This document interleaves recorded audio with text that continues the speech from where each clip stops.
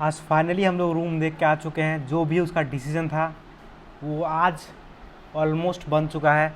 आज का रूम जो था वो ज़्यादा बेटर था, लेकिन उसमें कुछ समस्याएं थी जो रूम ऑनर बोला है कि उसको दूर कर दिया जाएगा कुछ दिनों में, जब से तुम लोग रहना चालू हो रहेगा तब से। इसके साथ साथ ही हमारा एग्ज़ाम भी है, आप लोगों को पता है, जो कि टेंटेटिव डेट है। और वो एग्ज़ाम 3 से होता, लेकिन अभी वो नहीं हो रहा है, वो 13 से होने वाला है। ऐसा क्यों है? क्योंकि प्रोटेस्ट हो रहा है, सबका ईयर बैक लग चुका है। प्रीवियस ईयर के जितने स्टूडेंट थे उन सभी का ईयर बैक लग गया है। और ईयर बैक क्यों लगा है? क्योंकि उन्होंने अपना फर्स्ट सेम का जो क्या बोलते हैं बैक था उसको क्लियर नहीं कर पाए थे वो लोग। और इस बार ही बहुत लोगों का लगने वाला है, ऐसा हमको लगता है। देखते हैं क्या होता है। कितने लोगों से तो पैसा लिया गया था 15,000 20,000 रुपया पर सब्जेक्ट उसको क्लियर करने के लिए, फिर भी उन लोग का बैक आ गया। तो आप सोच सकते हैं कितना ज़्यादा ये बैक का क्रेज़ चल रहा है। उसके चक्कर में प्रोटेस्ट भी हो रहे हैं और उस चक्कर में हम लोग का एग्ज़ाम डेट शिफ्ट हो रहा है।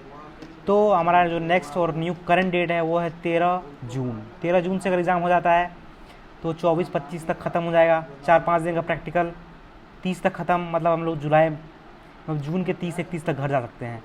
मगर ये अगर ख़त्म नहीं हुआ तो फिर दिक्कत क्या बात है, क्योंकि फिर हम लोग को जून के कुछ दिन, मतलब जून के 4-5 को जाना पड़ेगा, छुट्टी मिलेगा।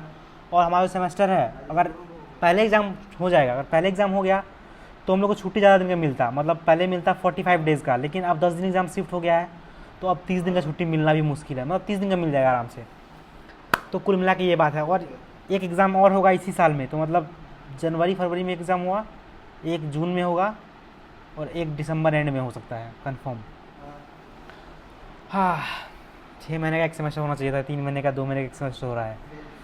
और रूम का अपडेट दे दिया आप लोग को, रूम मिल चुका है। मतलब ऑलमोस्ट रूम ओनर बोला है उसमें कुछ कुछ करना है, वो करके देगा जो भी बात है उससे। रूम रेंट भी वो डिसाइड कर दिया है कितना क्या है, 5,000 6,000 जो बोल रहा है वो देखा जाएगा। उसके बाद उसमें खर्चा बहुत सारा है।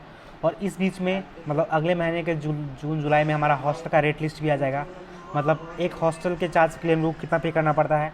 अभी यहाँ पर ऑप्शन आ चुका है बहुत सारा। अभी पहला एक ऑप्शन है इन कैंपस का, उसका हमको नहीं लगता है कि 1,20,000 से कम होगा, शायद 1,20,000 होगा उसका।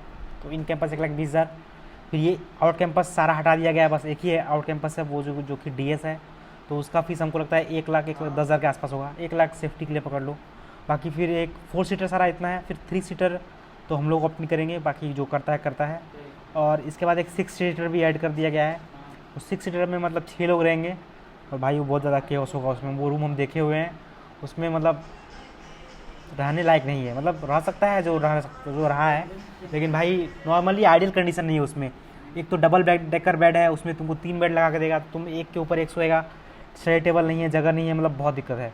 ऊपर से वो हॉल बड़ा है। कुल मिला के मतलब पिलाई है। तुम पैसा कम दे रहा है, उसका भी 75 से 85 के बीच में चार्ज करेगा उसको, उससे कम नहीं करने वाला ये लोग।